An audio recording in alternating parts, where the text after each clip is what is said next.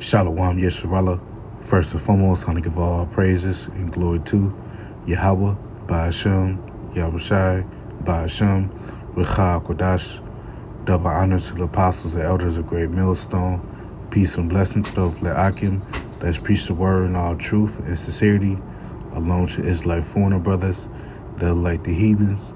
But the line on the fellow side goes back to the nation of Israel, which nation of Israel are you so-called Negroes, Latinos, and Native Americans through the prophecies and curses of Deuteronomy 28 chapter and throughout the Bible. So this is Brother Yakar Amah back with a lesson. And today's lesson will be entitled, We Live for YAHAWASHI. I was going to go on some precepts and Lord willing, you brothers and you sisters out there be edified through the spirit and power of Yahweh Shai. I'm going to start off the book of Romans, chapter 14 and verse 8. Now this is Apostle Paul, epistle or letter to the church of Rome, which were to the Israelite foreigners that believed in Yahweh Shai, and it reads, for whether we live unto the Lord. That's right, man. Because at the end of the day, nothing else matters but this truth. Because we revolve our life around the truth. Everything else comes secondary, man. We put Yahweh Shai first, man. Hence why, the scriptures talking about, we have to make our bodies a living sacrifice. We sacrifice our time and our effort, to please Yahweh Shai by doing the works, such as making our daily sit-down videos throughout the week and going out on the highways and byways week in, week out, and studying and reading and fasting when the Spirit house on us to fast, and praying, all those things are righteous sacrifices that Yahweh Shai delights in. But I'm going to read again. It says, for whether we live unto the Lord, and whether we die unto the Lord. Whether we live, therefore, or die, we are the Lord's. That's right, man. So whether we live or we die, we are still of Yahweh Shai. Because guess what? If we're part of the elect, Lord willing we are, if we die in the name of Yahweh Shai, then guess what? We're really gaining. Because Yahweh Shai said that he that loses his life for my sake shall gain it. So we lose our life, meaning, we become dead to this world. We don't follow the trends of this world. We're not compatible with this Babylonian lifestyle, and we forsook, we forsook our families. We forsook everything that we had in regards of making ourselves better in the society, which really, we are under curses, and at the end of the day, this place is going to be destroyed, man. That's why Apostle Peter said, seeing that all these things shall be dissolved, what manner of person you ought to be in, in all holiness and godliness, So that's the spirit we're supposed to be in, man, and serving Yahweh Shai fervently, man. You see? But this is the book of Philippians, chapter 1 and verse 21. And it reads, For to me to live is Yahawashai, and to die is gain. That's right. So Apostle Paul is, kind of sounds similar to what we read in Romans, So, that's Yahawashai is our life, man.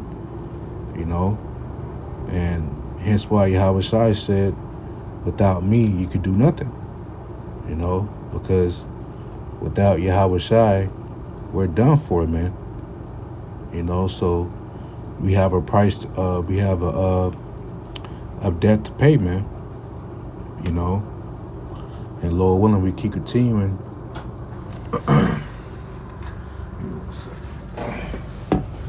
Give me 1 second.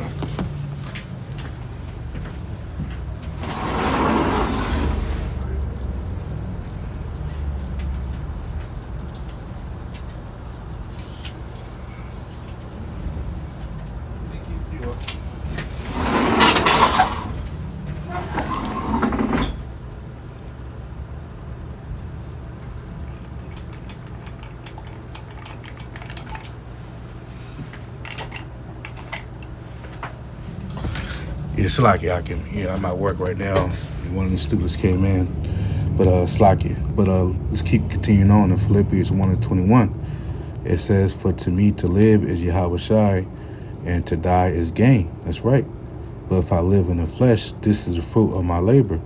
Yet what I choose, yet what I shall choose, I will not.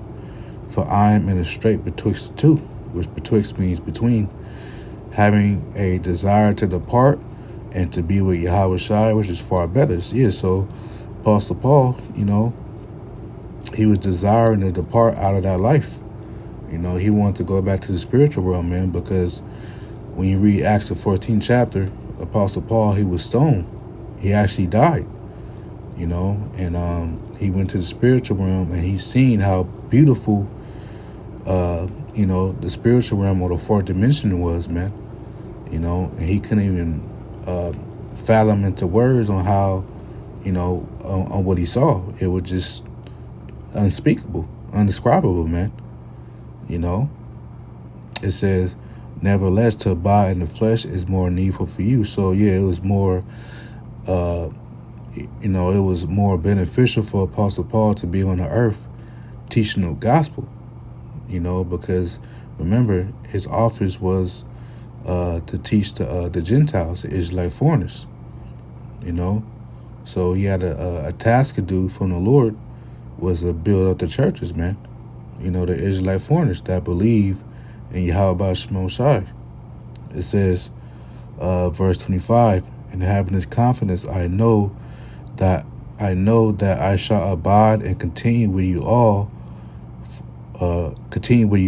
for your furtherance and joy of faith." Yeah, the furtherance and abounding in the faith. So Apostle Paul, his objective was to build up the churches, the Israelite foreigners, so they can grow in the faith, man. And cast off all those works of darkness that they learned before they came to the truth, man. Such as, the Greek customs, because the Gentiles that believe in YAHWASHI, which are the Israelite foreigners, before they came in the truth, they were driven away in those Greek customs, having a bald head, having tattoos, wearing togas, a lot of them spoke Greek, but when they heard the word from Apostle Paul about Yahweh Shai, they believed and converted to the truth, So let's go to Colossians chapter 3, verses 1 through 4. And the title is "Put on a New Self." It says, "If ye then be risen with YAHWASHI, seek those things which are above." Right. So, the Lord has risen us up, he by giving us his truth, man. Because the Lord has put us up on a level to know this truth, the prophecies, man. So now that we know these things, we got to seek those things which are above, which is the kingdom of heaven, looking forward to the downfall of this place, the destruction of America, because the kingdom of heaven won't come unless America be destroyed,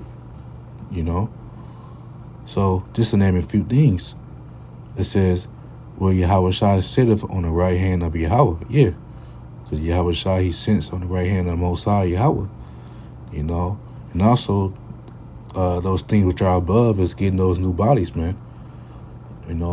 Those incorruptible bodies with spiritual power. We're never going to die again. We're never going to sin, because the new covenant, which is the law, statutes, commandments, is going to be in all of the nation of Israel's inward parts, from the greatest to the least. So the nation of Israel, us, we ain't going to never sin again. We're going to be perfect on earth. So that's, those are the things that we're seeking which are above too. It says, verse 2, "Set your affection on things above, not on things on the earth." Yeah, so, we're supposed to set our affection on things above, man. Not on things on earth, not this low level kingdom, man. this low vibration, wicked, evil, demonic kingdom, where the law, statutes, commandments are not being applied, man. In fact, the law, statutes, commandments, is being disannulled, man. So, we're not looking on the things on the earth, man. It says, verse 3, for ye are dead, and your life is hid with YAHAWASHI and the Most High Yahweh. That's right. We are dead to this world. We're not living here, like Apostle Bar always say. We're not really living. We just existing. The fact that we got to, pay bills, be subject to payments, have to go to work, got to pay taxes, have a social security number, identification and driver license. The fact that we had all of those proves that we're in slavery. Our woman is turned against us. Our wives, our women are harlots in the streets. So, this is not life, man. We are living, we are playing out the curses in Deuteronomy 28 chapter, as we speak, So this is not life, man. We're just existing. This is Esau's kingdom. This is his world right now. But his world is crumbling. His kingdom is crumbling, man. Because all the prophecies are coming to pass. So, we are dead to this world, man. But it says, but we live, but we are alive in YAHAWASHI. We're not the valley of dry bones, man. Spiritually, we have been quickened, which means to make alive by the Holy Spirit. So now we're lively stones. We're not dead. We're not spiritually dead, man. Like all these people in the world is gross darkness of people. You see, it says, "And your life is hid, but YAHAWASHI the Most High Yahweh." Yeah, because we can't really be our true selves here, man. We have to always play the Clark Kent. Only time we can be our true selves is on the highways and byways. And of course, when the cameras is off. But we can't, we can't keep the law commandments here like we want to, man. We rehearse the righteous acts to the best of our ability, but we can't keep the law perfectly because we're in captivity. We can't confess ourselves to be Israelites boldly. We do. Not saying, not pushing out that vibration that, we don't do that. We do that, but I'm talking about like as far as like, everybody in the world know who we are. The average heathen, the heathen that sees us is supposed to acknowledge who we are, our true nationality. Oh, that's a Hebrew Israelite right there. That's the son of God. But we're looked at as niggas, spics, wetbacks, because the are the bywords that's placed upon us in the curse, according to the curses in Deuteronomy 28 chapter. So, we can't really be our true selves here, man. We're not reckoned amongst the nations, man. But in the kingdom, that's going to change because we're going to be our true selves. We really are, man. We're going to boldly confess we're Israelites, which we're doing that now, but in the kingdom, it's going to be to the highest extent, man. We're not going to have to go to work and pretend like we